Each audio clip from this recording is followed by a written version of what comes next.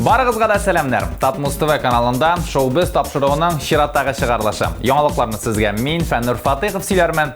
Киттек.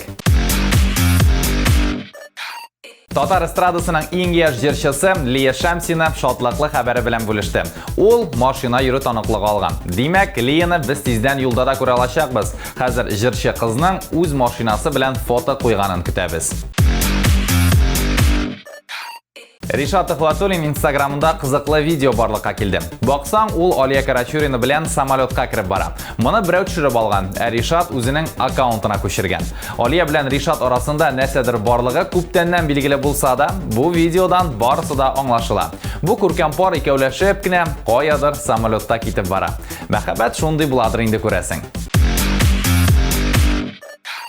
Данир Сабировка татарча сөйләшмисез дип шелтә белдергәннәр. Бу хәлдән соң Данир гел татарча гына сөйләшергә сүз биреп, гаиләсе белән видео урнаштырды.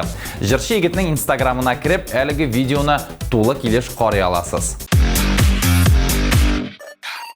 15 август көннән татар телендә сөйләүче радиолар арасында 6-нчы волейбол турниры узачак. Татар радиосы җыелма командасы узган елны 3-нче урынны яулаган иде. Бу елны исә беренчелекне алырга дип тырышачак. Җанатарларны көндезге сәгать 10-да Казанның пляж волейболы үзәгендә көтеп калабыз. Әлегә менә шулар. Showbiz тапшыруын карамый калмагыз. Яраткан артистларыгызның яңалыклары һәр көнне Татмус ТВ каналында. Showbiz. Без йолдызлар турында барысын да беләбез.